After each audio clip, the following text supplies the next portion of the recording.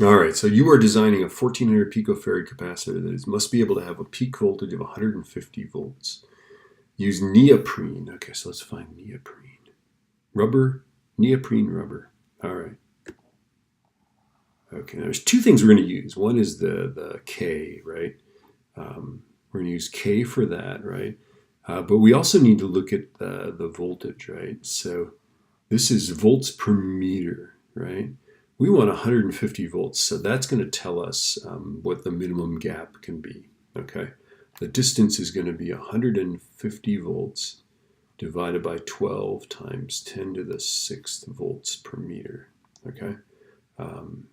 Because it has to be thick enough to insulate against 150 volts. So let's do that first. 150 divided by 12 E6 is our distance between the plates has to be 1.25 times 10 to the minus 5th meters. All right, so let's see. So now we know what D is, right? We want 1400 picofarads. What plate area must we have? Okay, so let's figure this out. So 1400, I'll just use this formula here. 1400 times 10 to the minus 12th, that's picofarads, right? Equals, and then our epsilon is going to be 6.7 times 8.85 times 10 to the minus 12th. That's what this guy is, right? Times the area divided by 1.25 times 10 to the minus 5th.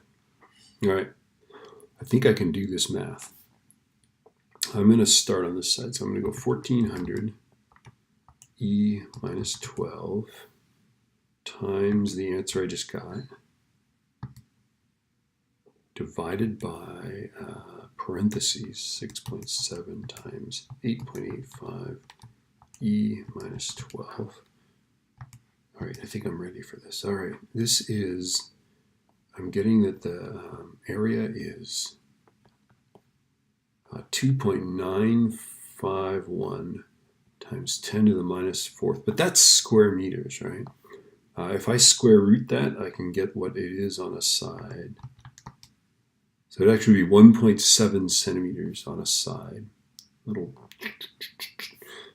So hey, there you go. Designing a 1400 picofarad capacitor and you use neoprene. I don't even know if they use neoprene. Probably not. It would have to be about 1.7 by 1.7 centimeters, separated by this much distance. All right. Good to know. Sorry.